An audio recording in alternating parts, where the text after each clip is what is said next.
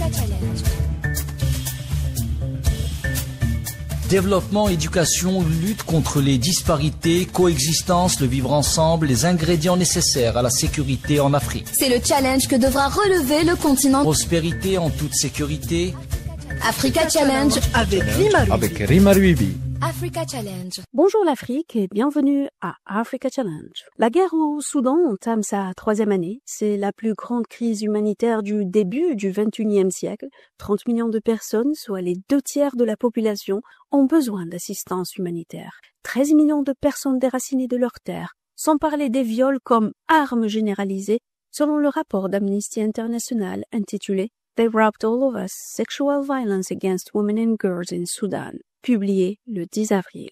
S'ajoute à cela le nettoyage ethnique contre les Massalites, ce qui consiste une véritable atrocité de cette guerre, oubliée, voire orpheline, due à l'indifférence de la communauté internationale. Et pour rappel, depuis le 15 avril 2023, le Soudan est plongé dans le désarroi. C'est le début d'une guerre civile. D'un côté, l'armée soudanaise sous les ordres du général Abdel Fattah al-Burhan et de l'autre côté, la milice paramilitaire des forces de soutien rapide, FSR, menée par Mohamed Hamdan Daglo dit Hamiti. Il est vrai que dernièrement, le général Abdel Fattah al-Burhan a renversé le rapport de force sur le terrain. Principale cause est l'octroi de facilités navales à la marine russe à Port-Soudan sur la mer Rouge, ainsi l'achat des avions et hélicoptères de l'Iran. Mais le retournement de la situation sur le terrain par Abdel Fattah al-Burhan peut-il faire taire les armes au Soudan?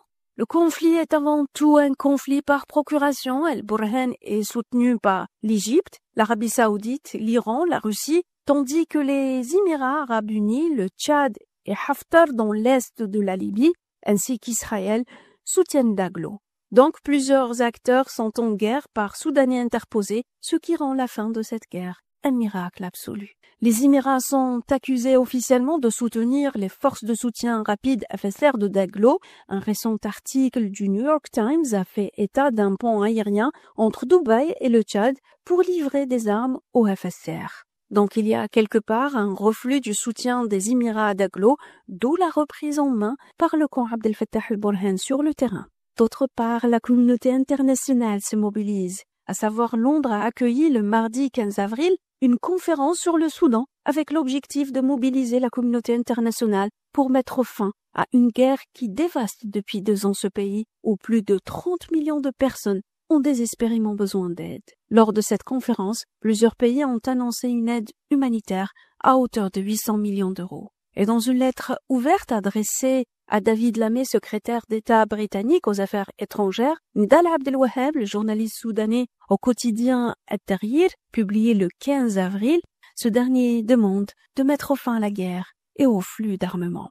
Tel est le challenge également des Africains afin d'éviter que l'Afrique ne devienne un théâtre où son unique scène demeure les armes et les guerres. Je termine ma chronique par une citation de l'écrivain soudanais Taïeb Salah. Je cite « Tout au long de ma vie, je n'avais jamais choisi, ni décidé, mais je décide désormais de choisir la vie. Je vivrai, car il y a de rares personnes avec qui je voudrais rester le plus longtemps possible. Alors de grâce, laissez le peuple soudanais vivre. À bientôt pour une nouvelle chronique et un nouveau challenge.